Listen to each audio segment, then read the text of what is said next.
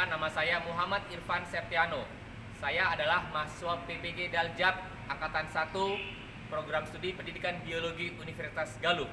Pada hari ini, Senin, tanggal 19 Juli 2021, saya akan menampilkan video pembelajaran untuk uji kinerja dengan materi enzim.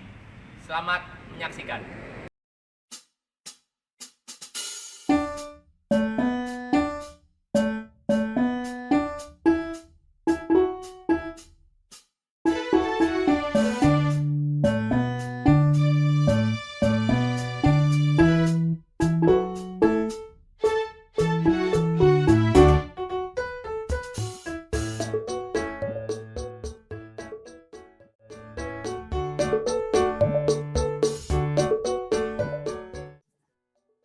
Bismillahirrahmanirrahim. Assalamualaikum warahmatullahi wabarakatuh.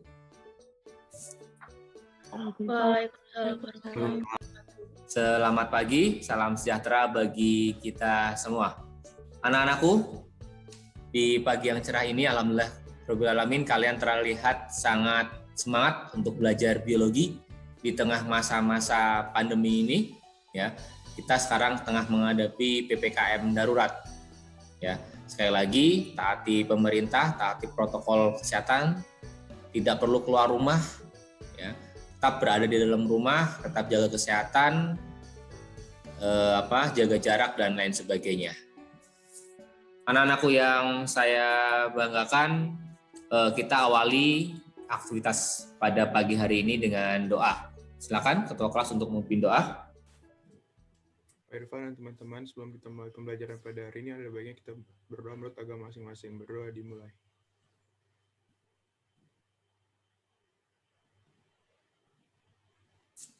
Berdoa selesai. Baik, sebelum kita memulai pelajaran, saya akan mengecek kehadiran kalian dulu ya. Yang pertama, Adeline Charlotte. Hadir, Pak. Kemudian Agustinus Herman. Hadir, Pak. Aldegonda. Hadir, Pak. Amanda Yara. Ya, anak-anakku, pada pertemuan sebelumnya kita sudah mempelajari tentang pertumbuhan dan perkembangan. Nah, pada kesempatan kali ini, hari ini kita akan belajar tentang metabolisme. Kira-kira menurut kalian keterkaitan antara materi yang sudah kita pelajari ya di pertemuan sebelumnya, yaitu tentang pertumbuhan dan perkembangan, dengan materi metabolisme ini apa? Oke. Ada yang bisa bantu? Saya boleh, Pak. Oke, Melan. Apa Mel keterkaitan materi kemarin dan yang sekarang? Sebelumnya itu kan kita mempelajari tentang pertumbuhan dan perkembangan pada makhluk hidup. Betul. Yang saya tangkap itu kaitannya dengan materi kita pada hari ini, yaitu metabolisme. Pertumbuhan itu masuk terhadap salah satu proses metabolisme, karena dalam proses pertumbuhan itu terdapat berbagai reaksi-reaksi kimia di dalam tubuh makhluk hidup, seperti contohnya pembelahan sel, sehingga makhluk hidup dapat tumbuh. Jadi pertumbuhan itu termasuk dalam proses metabolisme. Oke, pertumbuhan adalah salah satu proses metabolisme. Ya, nah kita lihat dulu ini Melan. Ya, luar biasa jawaban Melan. Kita lihat Melan ya. Oke, tumbuh tadi ya yang disebutkan oleh Melan. Tumbuh dan berkembang, kemudian bergerak, kemudian kita melakukan ekskresi, pembuangan sel metabolisme, kemudian reproduksi dan ciri makhluk hidup yang lainnya seperti bernafas, ya, adaptasi dan sebagainya. Itulah aktivitas yang membutuhkan energi. Ini adalah kompetensi dasar yang harus kalian capai. Kompetensi yang pertama adalah kalian mampu menjelaskan proses metabolisme sebagai reaksi enzimatis dalam makhluk hidup, ya. Kemudian yang kedua adalah menyusun laporan hasil percobaan tentang mekanisme kerja enzim, fotosintesis dan respirasi anaerob. Kemudian tujuan pembelajaran hari ini adalah melalui kegiatan pembelajaran dengan pendekatan saintifik menggunakan model pembelajaran PBL atau Problem Based Learning, kalian akan dapat menjelaskan struktur, sifat, cara kerja enzim, menjelaskan bagaimana peran enzim dalam proses metabolisme, kemudian yang ketiga menganalisis faktor-faktor yang mempengaruhi kerja enzim, dan yang keempat menyajikan data hasil percobaan virtual lab ya mengenai faktor-faktor yang mempengaruhi kerja dari enzim katalase. Nah, ini adalah tujuan pembelajaran kita pada hari ini. Nah, oleh karena itu yang bisa saya sampaikan pada kesempatan kali ini adalah ini sangat bermanfaat sekali buat kalian, terutama nanti ketika kalian mengikuti atau ketika kalian berada di jenjang perkuliahan, ya, ketika kalian mengambil kedokteran, farmasi dan sebagainya. Ini adalah dasarnya, materi dasar bagi kalian. Oleh karena itu, yang saya sampaikan pada hari ini sangat berarti dan semoga kalian terus termotivasi untuk mengikuti pembelajaran di hari.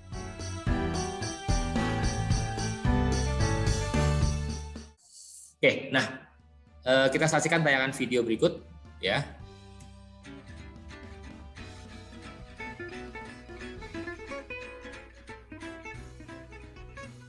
Okay, so today we're going to learn about enzymes.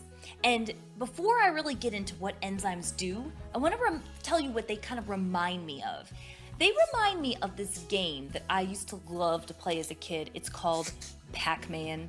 If you have not ever played Pac-Man, it might be because I'm kind of old, but you need to go play it. They often have it on Google as like a little side game, and it is one of the best games. I promise you, Pac-Man.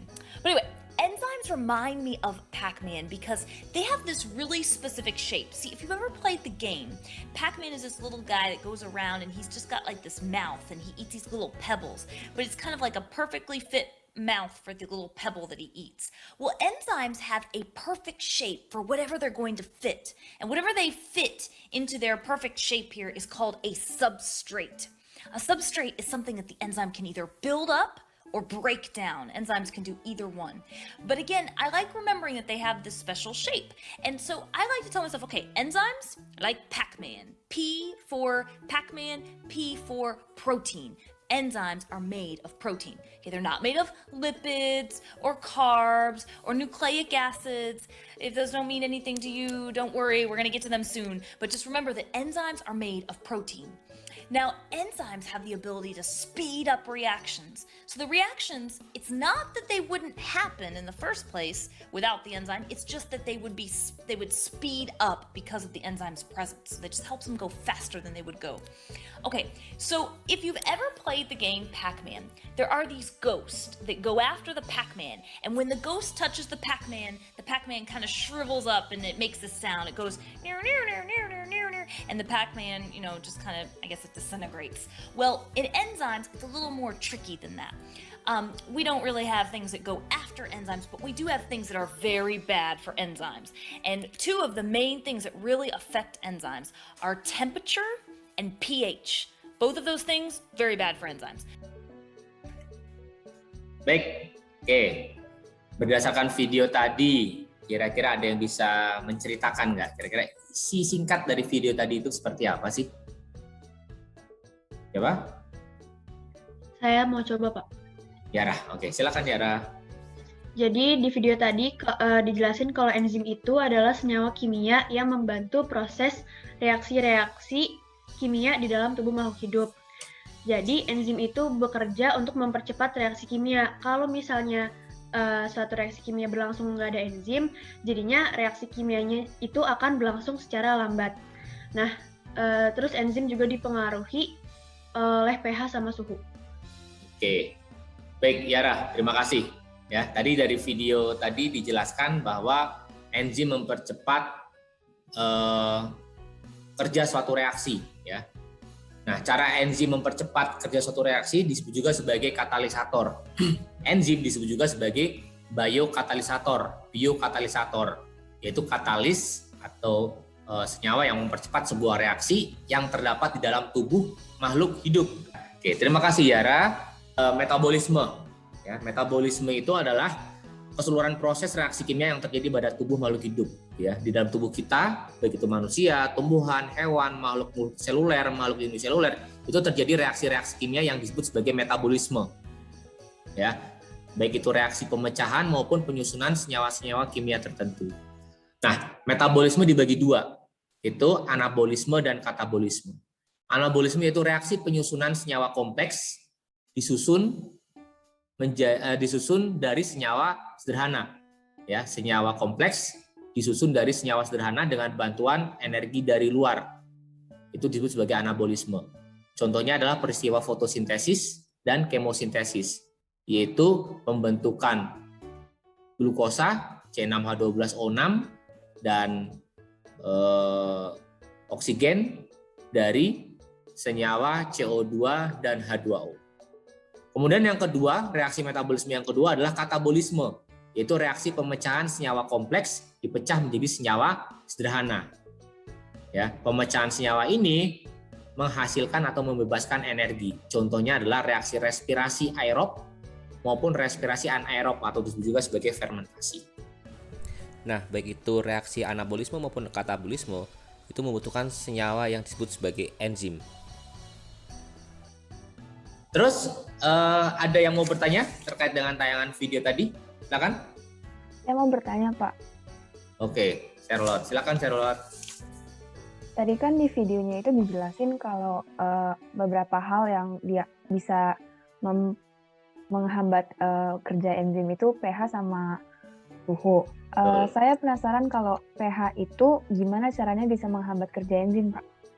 Oke, pH dan suhu menghambat kerja enzim. Kalau suhu tadi dijelaskan ya, si Charlotte ya. Jadi kalau suhu panas, ya enzim akan mengalami denaturasi. Ya, jadi tidak bisa bekerja karena komponen utama enzim itu adalah protein. Nah, sekarang pertanyaan Charlotte adalah pH. Bagaimana pH menghambat kerja enzim? Atau istilahnya seperti apa? Silakan yang mau membantu menjawab. Kenapa pH? Bagaimana pH bisa menghambat kerja enzim?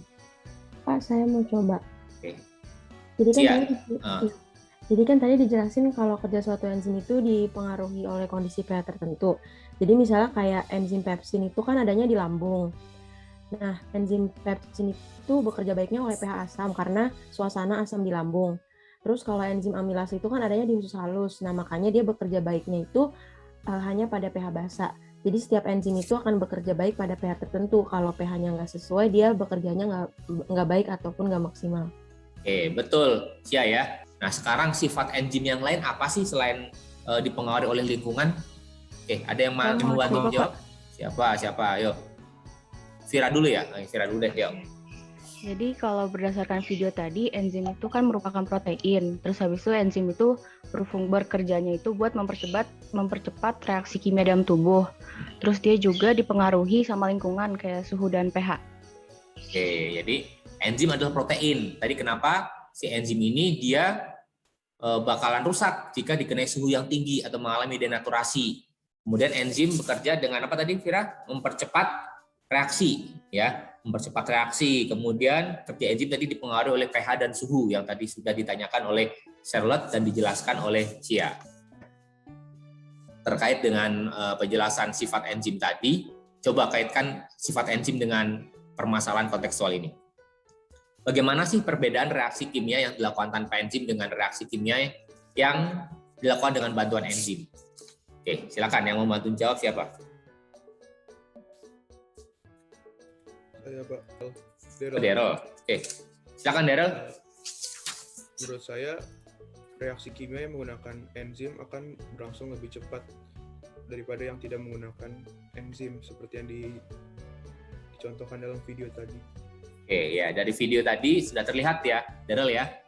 Ya, jadi reaksi yang menggunakan enzim itu lebih cepat daripada reaksi yang tidak menggunakan enzim. Saya boleh, Pak. Siapa? Excel, Pak.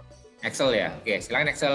Jadi kan emang enzim itu kerjanya untuk menurunkan energi aktivasi, sedangkan energi aktivasi itu merupakan energi yang dibutuhkan untuk memulai suatu reaksi. Jadi suatu reaksi itu bisa lebih cepat dengan menggunakan enzim karena menurunnya energi aktivasi. Oke, nah mungkin ada pertanyaan lain dari kalian terkait dengan enzim? Bapak, saya ingin bertanya. Oke, Anabel, silakan Anabel. Jadi kan seperti yang telah dikatakan tadi, enzim mempercepat reaksi kimia dalam tubuh. Tapi kenapa pada saat orang sakit, metabolisme tubuh menurun, padahal kan enzim tetap ada di dalam tubuh? Kenapa itu bisa terjadi, Pak? Luar biasa, Anabel, pertanyaan kamu. Ya, ini pertanyaan yang analitis ya. Padahal kan sifat enzim tadi kan mempercepat reaksi kimia, tapi kenapa malah menurun? Nah, nanti kaitkan pada saat sakit kan orangnya demam, berarti kan suhunya naik, ya. Kemudian ada infeksi dan sebagainya. Nanti kaitkan dalam forum diskusi kalian. ya kenapa bisa terjadi seperti yang kasus Annabel tadi tanyakan. Oke, setelah ini nanti silakan kalian masuk ke room yang sudah saya breakout, ya, masuk ke kelompok 1 sampai kelompok 5, kemudian diskusikan permasalahan yang ada di LKPD, aktivitas 1, aktivitas 2, dan aktivitas 3. Ya, kemudian setelah itu kembali ke room ini, 20 menit waktunya ya. Terkait dengan pertanyaan tadi, pertanyaan diskusi tadi, mungkin ada tambahan pertanyaan dari kelompok kalian? Mungkin kayak gimana kalau tubuh kita kekurangan enzim mungkin gitu Pak? Kayak. Oh ya, gimana? Michael? Ya, kalau kekurangan enzim gimana dong tubuh kita? Iya, harusnya sih kayak bakalan sakit lah Pak. Kan pasti kan kayak banyak yang kayak harus diurai-urai gitu kan, kayak dari protein jadi apa, dari kayak asam apa jadi apa gitu kan. Kalau kita kekurangan enzim itu kan berarti kerjanya kan kurang gitu. Jadi ya mudah terkena penyakit. Oke, ada yang lain mungkin? Kalau kurang enzim gimana Tak? Kira-kira Tak analisis kamu Tak? Gangguan metabolisme nggak sih? Betul ya, lebih ke gangguan metabolisme. Ya, jadi kalau tadi kan sifat enzim itu kan mempercepat reaksi kimia dalam tubuh kan. Jadi kalau enzimnya jumlahnya kurang, maka metabolismenya reaksi kimia akan lebih lambat, otomatis metabolisme juga menurun. Maka yang terjadi adalah kasusnya Michael tadi, sakit ya Michael ya. Nah, hubungkan dengan itu Michael. Oke, kelompok 5 untuk cara kerja enzim sudah ketemu? Bagaimana enzim bekerja? Oke, siapa yang coba jawab? Saya mau coba jawab yang pertama, Pak. Oke, Ci, gimana Ci?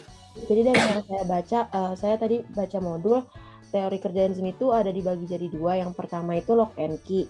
Seperti bahasa Inggrisnya kan lock and key berarti artinya kayak kerja kunci dan anak kunci gitu ya.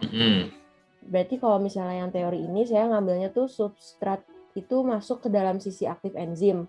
Jadi nanti sisi aktif enzim itu seolah-olah kunci dan substratnya itu anak kunci. Jadi harus cocok ya Pak kayaknya. Betul ya, seperti kunci dan anak gembok. Kunci dan gembok ya, anak kunci dan gembok. Jadi udah pas. Kalau kuncinya dipakai untuk membuka gembok yang lain nggak pas. Begitu juga dengan enzim. Ada namanya enzim amilase. Amilase buat mencerna, buat mengubah apa? Membantu mengubah apa? Amilase itu enzim yang dipakai untuk reaksi apa? Karbohidrat menjadi glukosa ya Pak? Oke, karbohidrat menjadi maltosa, amilase ya, maltos berarti. Nah, dari situ bisa nggak si amilase ini dipakai untuk membantu reaksi pengubahan protein? Nggak bisa. Nggak bisa. 5 ya tabungnya? Iya 5. 1, 2, 3, 4, 5. Yang suhu ruangan tuh 1, 2, 3 bukan? Suhu tabung 1, 2, 3 25 derajat. 4 berapa? 80.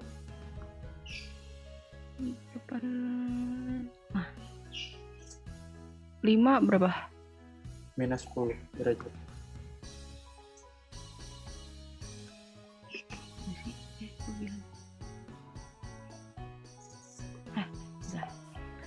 And then what? Terus larutan H2O2 ke dalam tabung reaksi 1. H2O2 ke 1. 1 tetes doang ya? Iya. Tuh. Nah. Terus what? Bara api.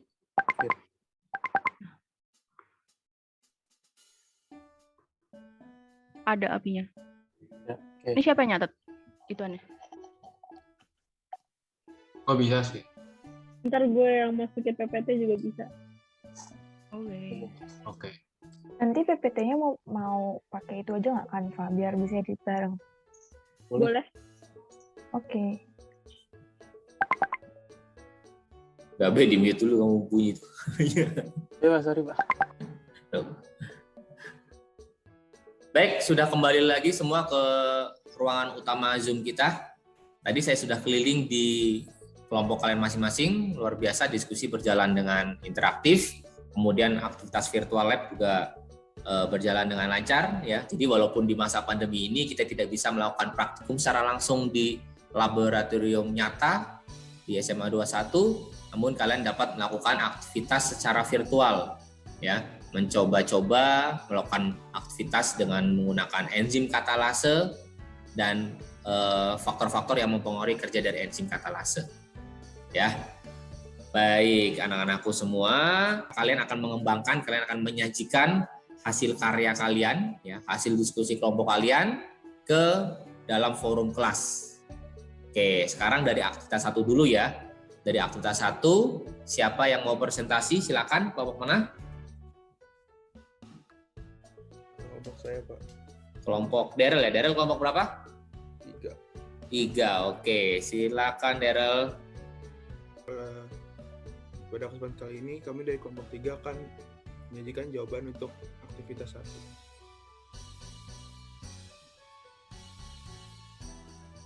Yang pertama adalah analisis pertanyaan. Pertanyaan adalah bagaimana perbedaan reaksi kimia jika dilakukan tanpa enzim dengan reaksi kimia yang dilakukan dengan bantuan enzim.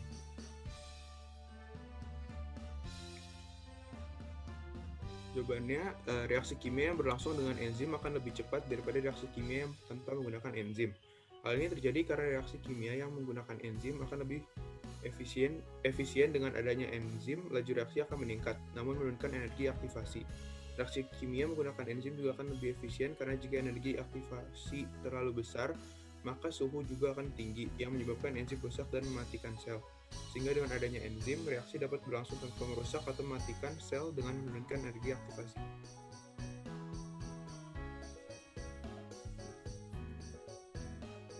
Kemudian kita lanjut ke permasalahan. Permasalahan yang pertama adalah apa yang terjadi saat tubuh manusia kekurangan enzim. Yang akan terjadi jika tubuh kekurangan enzim adalah metabolisme tubuh akan terganggu karena reaksi kimia yang seharusnya terjadi di dalam tubuh malah akan terhambat. Kekurangan enzim tubuh juga akan menghasilkan beberapa penyakit seperti penyakit Fabry dan fenilketonuria. Sekian presentasi dari kelompok kami. Terima kasih. Oke, terima kasih kelompok 3. Mungkin ada yang mau ditanggapi dari kelompok lain, silakan. Ada yang mau menambahkan lagi terkait dengan permasalahan dari kelompok 3? Coba ditayangkan lagi permasalahan-permasalahan tadi. Daryl. Oke, nah, yuk, ada yang mau ditambahkan lagi terkait dengan permasalahan yang dipresentasikan oleh kelompok 2? Nah, ini menarik nih, apa yang terjadi saat tubuh manusia kekurangan enzim? Ya, kekurangan enzim. Tadi enzim ini kan salah satu senyawa kimia yang bekerja mempercepat reaksi kimia atau reaksi metabolisme dalam tubuh. Ya, jika jumlah enzim menurun atau kurang, maka otomatis reaksi kimia yang berlangsung di dalam tubuh makhluk hidup juga akan menurun.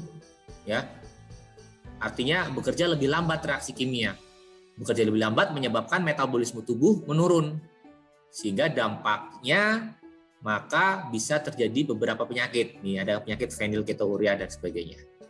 Gitu ya. Oke, terima kasih untuk kelompok 3. Kita beri aplaus buat kelompok 3, luar biasa.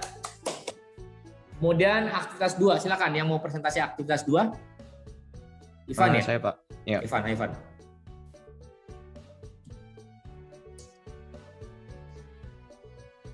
Kami dari kelompok 4 mau mempresentasikan tentang struktur atau komponen penyusun dan sifat enzim.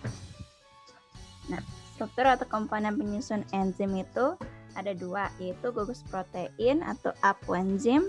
Apoenzim adalah bagian enzim yang tersusun atas protein sebagai tempat melekat dan bereaksinya substrat.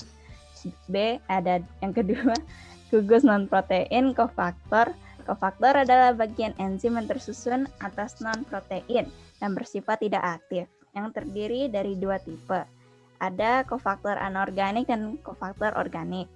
Kalau kofaktor anorganik berupa senyawa anorganik yang berkaitan secara kovalen, tetapi kofaktor anorganik senyawa organik non-protein yang terikat secara non-kovalen dengan sisi aktif enzim. Contohnya vitamin B, NADP, dan koenzim A.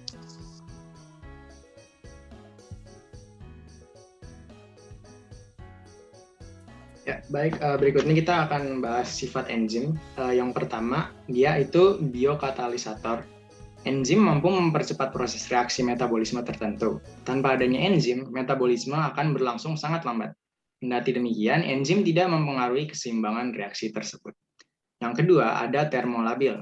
Kerja enzim pada dasarnya tidak terpengaruh oleh reaksi yang dikatalisasinya pada kondisi stabil.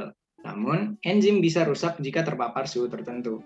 Mengingat sifat protein dan enzim itu sendiri yang memang termolabil, enzim paling efektif bekerja pada suhu 37 derajat Celcius dan bisa rusak jika di atas 60 derajat Celcius. Kemudian ada sensitif pH. Enzim sangat sensitif terhadap kadar keasaman alias pH. Pada khusus, enzim dapat bekerja maksimal saat pH mencapai 7,5 atau pH basah. Sedangkan enzim pada perut justru bisa berfungsi optimal jika pada pH 2 atau asam, seperti yang pada di awal tadi dijelaskan. Sekian presentasi dari kelompok kami, terima kasih. Oke, coba ke atas lagi, Van. Ke atas, Van. Yang pertama. Oke, bawahnya lagi, bawahnya. Ada masalah.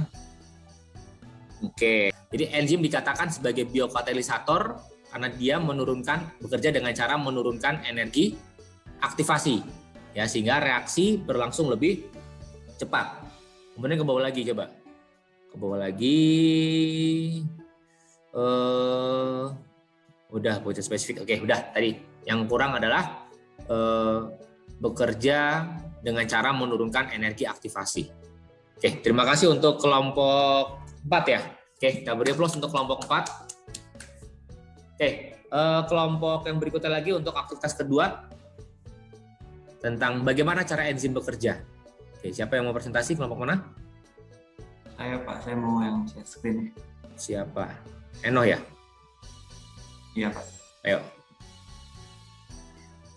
Selamat pagi teman-teman semua dan Pak Irfan. Kami dari kelompok 5 akan menjelaskan tentang mekanisme atau cara kerja enzim.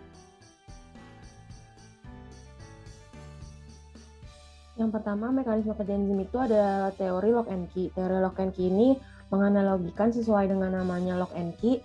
Mekanisme kerja enzim itu seperti kunci dengan anak kunci atau kayak kunci dengan gembok. Nah, kalau di teori ini, substrat masuk ke dalam sisi aktif enzim. Jadi, sisi aktif enzim seolah-olah kunci dan substrat adalah anak kunci. Untuk detail prosesnya bisa dilihat di gambar di sebelahnya.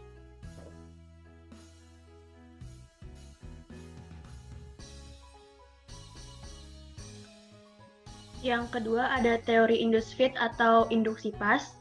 Jadi teori induced fit ini mengemukakan bahwa setiap model substrat memiliki permukaan yang hampir pas dengan permukaan sisi aktif enzim. Jika substrat masuk ke dalam sisi aktif enzim, akan terbentuk kompleks enzim substrat yang pas. Bisa dilihat di gambar di sebelah ini. Oke, itu ya. Ada dua teori tentang bagaimana cara enzim bekerja. Oke, ada tambahan? Udah Pak, dari kita itu aja. Oke, ya. Sekian, terima kasih. Terima kasih Yara dan kawan-kawan. Coba tampilkan tadi Enoh yang pertama. Oke, ada dua teori enzim bekerja, yaitu lock and key teori sama induksi pas, ya, induced fit teori. Kalau lock and key teori, bahwa cara kerja enzim dianalogikan seperti anak kunci dan gembok, kunci dan gemboknya. Ya, sudah pas mempunyai struktur yang pas antara kunci dan gembok. Begitu juga dengan enzim dengan substratnya. Nah, kemudian cara kerja yang kedua adalah induced fit teori atau induksi pas, teori kecocokan. Ya, lihat gambarnya, next. Nah,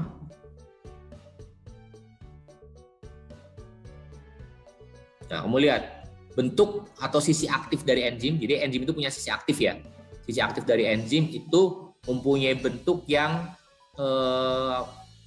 tidak sesuai dengan bentuk substrat. Sehingga yang menyesuaikan bukan bentuk substratnya, tapi yang menyesuaikan adalah sisi aktif dari enzim. Sehingga terjadi ikatan antara substrat dengan enzim atau terbentuklah kompleks enzim substrat. Ya, setelah itu baru terbentuk produknya. Kita beri aplaus buat kelompok Yara dan kawan-kawan, Cia, Eno dan kawan-kawan. Oke.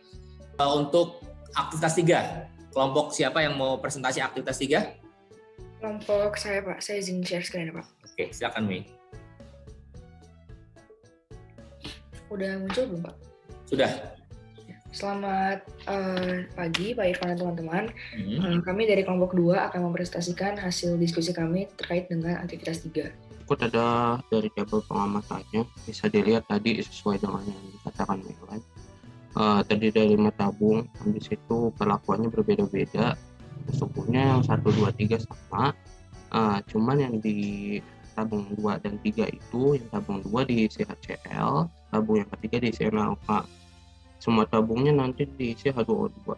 Terus sesuai hasil pengamatan tadi, jumlah gembungnya di tabung 1 banyak, di tabung 2 sedikit, di tabung 3 sedikit, di tabung 4 tidak ada, di tabung 5 juga tidak ada. Dan nyalanya itu yang di tabung 1 menyala, di tabung 2 sampai 4 tidak menyala, dan di tabung 5 juga tidak menyala. Apa yang terjadi bila dalam jaringan tubuh banyak tertimbun H2O2? Bagaimana usaha menetralkannya dalam tubuh? Jadi, bila dalam tubuh tertimbun banyak H2O2 atau hidrogen peroksida, sel-sel dalam tubuh, terutama organ hati, dapat rusak karena seperti yang kita tahu, H2O2 itu bersifat racun dalam tubuh. Kenapa bersifat racun? Karena si hidrogen peroksida ini dapat diubah menjadi radikal hidroksil yang dapat menyebabkan peroksidasi lipid pada membran sel sehingga terjadi kerusakan sel. Nah, apabila hati rusak, maka hati tidak dapat menghasilkan enzim yang dapat menetralkan racun, sehingga dapat terjadi penyakit-penyakit seperti penyakit fibrosis pada ginjal, lalu akatalasia, vitiligo, dan rambut beruban yang disebabkan tubuh terlalu banyak menghasilkan hidrogen peroksida. Kemudian, bagaimana cara menetralkannya? Nah, seperti yang telah diujikan di percobaan yang tadi, cara menetralkannya yaitu dengan enzim katalase yang dihasilkan di hati. Fungsi enzim katalase ini adalah dapat menguraikan atau menetralkan hidrogen peroksida yang merupakan senyawa berbahaya bagi tubuh, menjadi air atau H2O dan oksigen atau O2 yang bukan merupakan senyawa berbahaya. Pertanyaan selanjutnya, dapatkah kamu simpulkan apa peranan enzim katalase dalam tubuh? Oke, jadi kesimpulan yang kelompok kami dapat, peran enzim katalase dapat menguraikan hidrogen peroksida yang merupakan senyawa berbahaya bagi tubuh menjadi air dan oksigen yang bukan merupakan senyawa yang berbahaya. Kerja enzim katalase dipengaruhi juga oleh beberapa faktor, salah satunya derajat keasaman atau pH. Nah, si enzim katalase ini dapat bekerja dengan maksimal dalam pH netral. Dapat dibuktikan dengan reaksi gelembung gas dan nyala bara api seperti yang tadi dipresentasikan oleh Melan. Sekian presentasi dari kelompok kami dan terima kasih.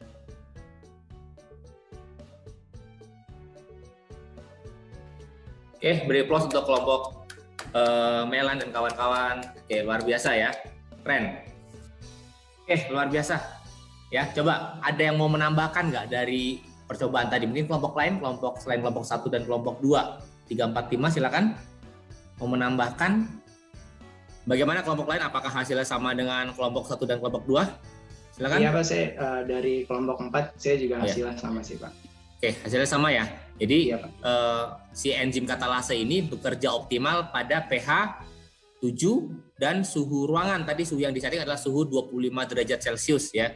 Itu yang paling optimal, menghasilkan gelembung gas yang paling banyak dan bara apinya juga menyala. Namun ketika diberikan suhu yang tinggi atau suhu yang rendah, tidak ada gelembung gas yang dihasilkan. Tadi alasan dari kelompok Melan dan kelompoknya Valdi tadi ya, karena enzim mengalami denaturasi dan tidak aktif pada suhu yang terlalu rendah. Baik anak-anakku, dari hasil diskusi kelas maupun diskusi kelompok yang sudah kalian lakukan bersama, kira-kira ada yang bisa memberikan kesimpulan dari aktivitas kita di pagi hari ini? Oke, silakan. Siapa? Gabe, Pak. Saya. Gabe. Oke, silakan Gabe. Jadi kesimpulan dari pembelajaran ini adalah enzim adalah senyawa kimia yang mempercepat suatu reaksi di dalam tubuh makhluk hidup. Di mana enzim itu juga mempunyai sifat bekerja spesifik, bekerja bolak-balik, bekerja menurunkan energi, aktivasi, bekerja dipengaruhi oleh lingkungan seperti suhu dan juga pH, dan kerja enzim juga dipengaruhi oleh aktivator yang mendukung kerja enzim dan inhibitor yang menghambat kerja enzim. Enzim bekerja seperti kunci dan gembok dan seperti teori induksi pas. Oke, ya. Oke, mungkin ada tambahan dari yang lain lagi terkait kesimpulan aktivitas hari ini? Saya mau nambahin, Pak. Oke, Yara, silakan. Enzim katalase bekerja dipengaruhi oleh pH dan suhu. Katalase itu nguraiin H2O2 jadi H2O sama O2. Enzim katalase itu bekerja optimal pada pH netral dan suhu kamar. Oke, dari aktivitas virtual lab tadi ya, Yara ya. Yara mengambil kesimpulan bahwa enzim katalase bekerja dipengaruhi oleh pH dan suhu, di mana katalase ini bekerja optimal pada pH netral, ya pH 7 dan suhu ruangan. Oke, terima kasih Yara.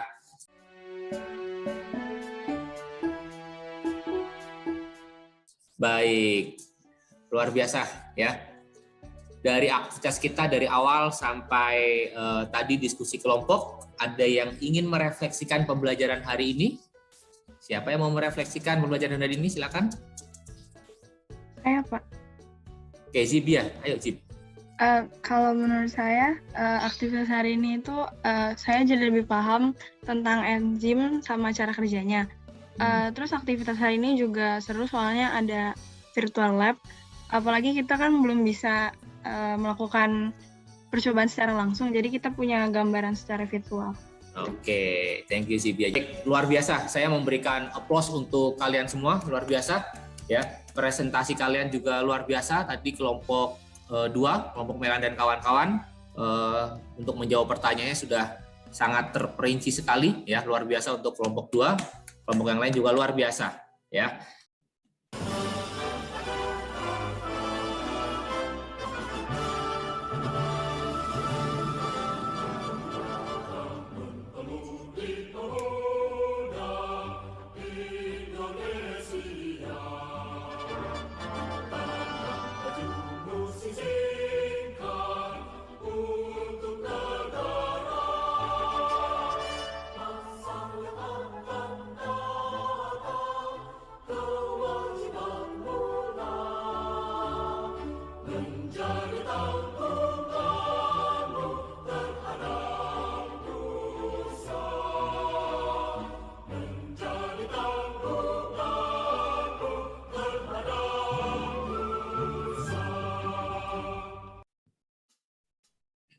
Baik anak-anakku, di pertemuan berikutnya kita akan mempelajari mengenai proses katabolisme, yaitu reaksi respirasi aerob dan respirasi anaerob. Ya, nanti ada demo percobaan yang sudah saya ubah menjadi bentuk video, ya nanti dijadikan dasar untuk kalian mengerjakan LKPD. Oke, silakan kerjakan tes formatif yang ada di Google Classroom. Waktu yang disediakan untuk kalian mengerjakan adalah 10 menit dari sekarang. Silakan.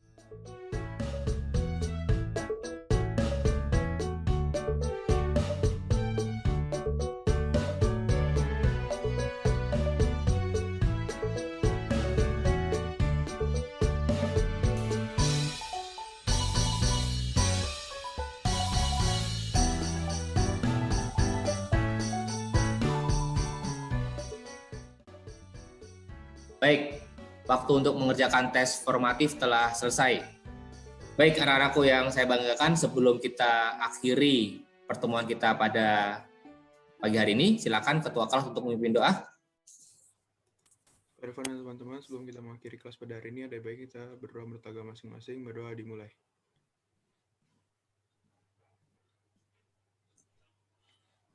Berdoa selesai. Baik, terima kasih ya. Tetap jaga kesehatan, kita ketemu lagi pada pertemuan berikutnya. Assalamualaikum warahmatullahi wabarakatuh, selamat pagi, salam sejahtera bagi kita semua. Makasih Pak. Makasih Pak. Makasih Pak. Ya, sama-sama semuanya. Makasih Pak. Ya. Makasih Pak.